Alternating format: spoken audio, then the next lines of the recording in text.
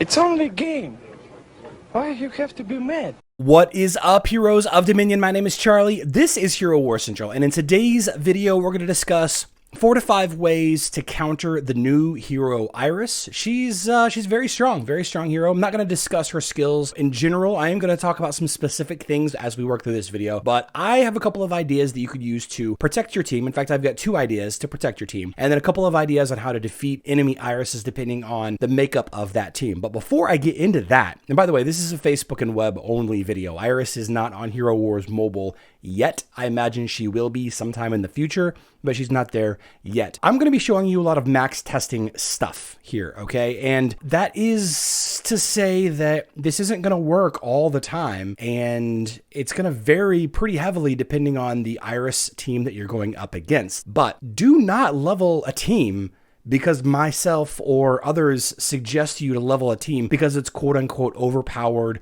or the most broken team ever. By the time you, the average player, levels up the team and 5 heroes, the tank, the damage dealer, the support, all of the skins that are necessary, leveling up all of the glyphs, leveling up all of the artifacts, ascending the heroes. By the time you do all of that, there's going to be new heroes released that's going to completely counter your strategy. There's going to be new heroes released that's going to be more effective in the job that you're trying to do. And potentially, your entire team is going to be negated by a single hero. Ask how Aurora mains feel right now with Iris being released, being that Aurora has been one of the most popular heroes in the last year and a half. And Iris just kind of shuts her down. Level what you like aesthetically. Most of us aren't going to be in the top 5% of this unless you're a pay-to-win player. Obviously, I'm more of a pay-to-play player. Otherwise, I'd have all of these heroes completely maxed out, having been playing. I have 1 maxed out hero. I've been playing for over 3 years. How am I only having 1 maxed out hero after playing for so many years? So all that being said, I'm going to show you 2 fun ways to defend against Iris teams. The first is going to be with a hero named Rufus. Now, this is a pretty obvious choice. Rufus is an interesting tank in that he's got extremely high health, and due to some of his abilities, he cannot die to magic or pure damage. He just cannot die. So whenever you go into a fight against Iris,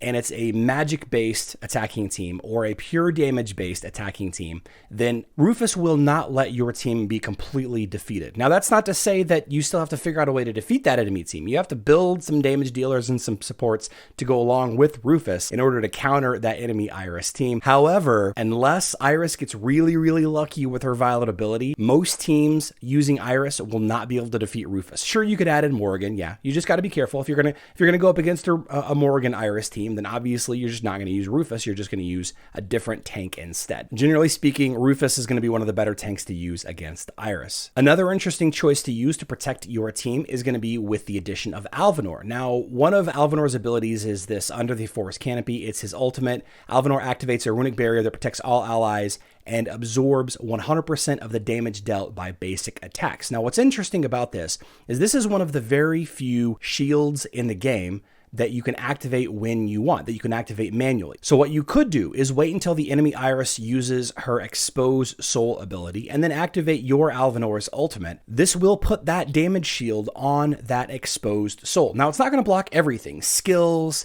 and ultimates and all of that is still going to hit that separated soul that has no protections to it at all. However, basic attacks done by, all of the enemy heroes, as well as the boosted basic attack from Iris's Demonic Synergy blue ability, all of that will be blocked by Alvanor's shield. It's not going to completely stop all damage to your tank. However, this is an inexpensive way to level up a hero that will help your existing tank stay alive versus Iris teams, right?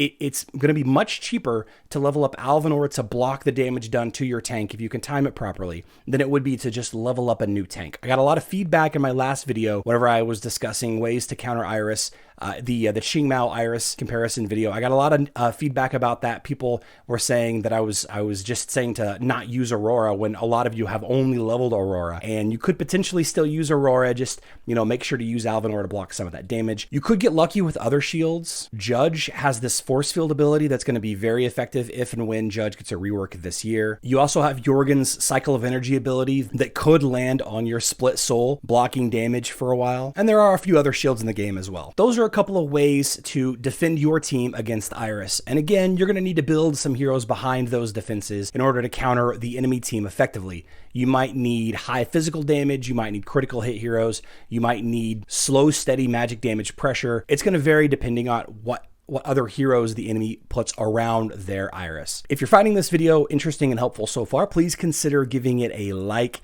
It's the absolute cheapest way to support me and my channel. And if you don't want to miss any videos like this, I also do Hero Wars mobile content. Please consider hitting the subscribe button and turning on notifications so YouTube will notify you every time I publish a video. We also live stream Monday through Friday. The schedule is on screen now. Would love to have you come and hang out. Ask me any questions. We can talk more about Iris counters if you'd like. I'd love to see you there. So those are two great ways to protect your team. Now let's talk about some ways to attack the enemy Iris. One of the most prominent ways that you used to be able to counter Twins teams was when the enemy Lars was in the back line, you could use Zhu to really kill that Lars very quickly. This works well against enemy Facelesses that are in the back line, enemy Helioses in some respect, even though Helios is kind of a Zhu counter. Any squishy hero that goes to the back line can be really trumped by Zhu. I've got a fight on screen now of the LOL Osh team. It's funny how effective this lineup is now just in so many different things in this game. He's great in Arena. It was great during the Great Storm event. It's great in the Tower. This is just an all-around good team. And if the enemy Iris is in the 5th position, Zhu will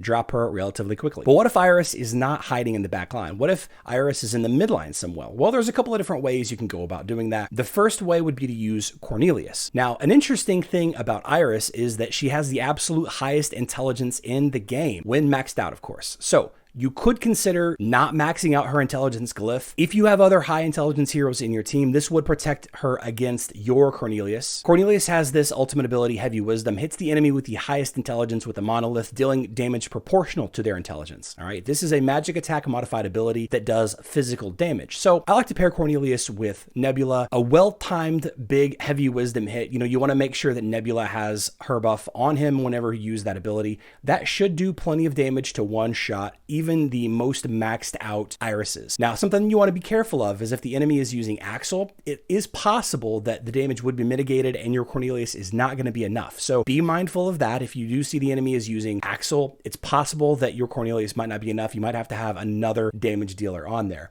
And another good example of a way to counter Iris teams with physical attack, because of her extremely low armor, is just a standard Kira Blender. Kira is fantastic in that she can silence the entire enemy team. This will stop the ultimate ability from being cast. It will not stop Iris's other abilities from being used. However, it might be enough, and in this fight, it absolutely was. A lot of the Iris lineups that I'm seeing being used are really weak on the front end damage, so you can afford to use non-tank heroes like Anvari. I've had some success using Corvus. I've had some success even using Kark as a tank in some of these lineups. It really just depends where in the lineup that your enemy team is attacking. If your enemy's entire front end damage scheme is Iris and Iris only, maybe they're using Aurora and a lot of other area of effect damage dealers, then you could get away with not using a tank at all if you kill that enemy Iris fast enough. It's very important that you kill her before she kills you. Coincidentally, this Kira Blender team is one of the weaknesses of my Kark team, because if the Kark fight goes long, I usually win. Unfortunately, Kira Blender teams like this, and indeed like an Artemis Blender or a Ginger Blender, a Zhu Blender even works a little bit depending on where they are, that's going to be enough damage output to counter a lot of these Iris teams. Finally, I will say that an Iris that is not in the 5th position is very weak to a Nebula boosted Dante tank. Dante continues to be an incredible hero after his rework, and a lucky hit with one of his spears is enough to one-shot most Irises. Of course, when you're at maxed out stats, sometimes it's not enough, but often it is. If you guys are interested in seeing that Qingmao Iris comparison video, I'm going to put it up on screen for you here in just a second. I also want to share with you the Iris versus boss fight video that I put up a couple of days ago as well. Iris can be okay against some bosses, but versus most, she's really poor. She can't be awesome in every aspect of the game, I guess. Don't forget we're live streaming later today. I love you all. Good luck in Dominion.